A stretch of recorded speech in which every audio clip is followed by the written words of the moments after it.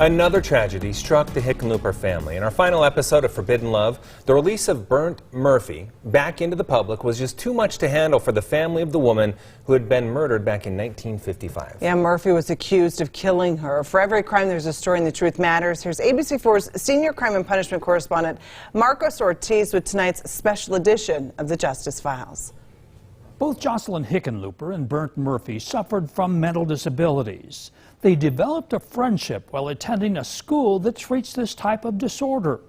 But it was the consequences of Murphy's infatuation with her that followed him for the rest of his life.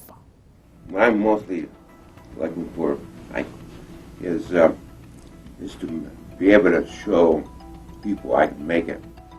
Outside. After more than 30 years at the state hospital, Burnt Murphy's released and placed in a group home. It's a controversial decision, but one that Murphy, who's illiterate and mentally disabled, is set out to prove it's the right choice. Well, I think it was mostly my problem, because the way I act and the things I did.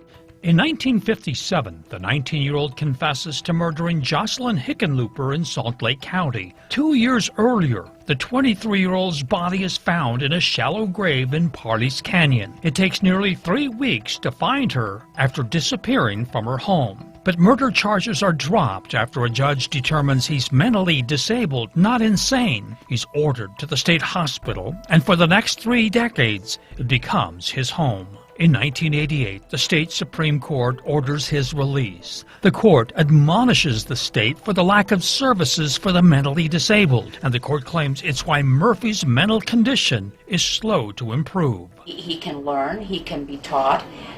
He needs help in learning to live as an independent adult rather than as a patient on a psychiatric ward. Back then, his public defender also argues that Murphy spends more time as a patient than had he been in prison for Hickenlooper's murder. The news doesn't sit well with the Hickenlooper family. They weren't happy with it. The judge who put him there in the first place way back in the 50s told my grandmother that he would try and make sure that he stayed there the rest of his life. Hickenlooper's younger sister, Suzanne, is now a married woman and follows Murphy's court hearings in the 1980s. She's a mother of 2 boys. The oldest is Jeffrey, who watches her become despondent with Murphy's release. We always figured that was the catalyst that she became schizophrenic. On that day in April, there's another hearing for Murphy at the state capitol.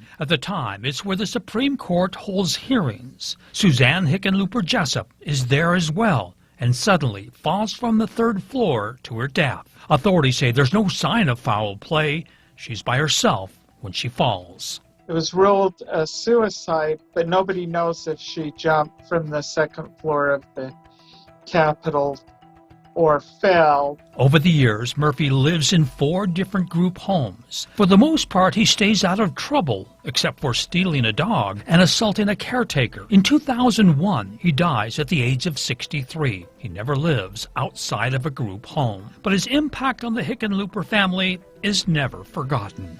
I miss my mom. I do. Time's the only thing that heals stuff like that. I have kind of forgiven in my mind because he probably had a really sad life. I don't think he was loved in his life. Even before a judge dismissed the murder charges against Murphy, he actually recanted. And workers at the training school say that Murphy was often known to make up stories. But police in the 1950s claimed that Murphy knew details that only a killer would know. For the Justice Files, Marcos Ortiz, ABC4 News.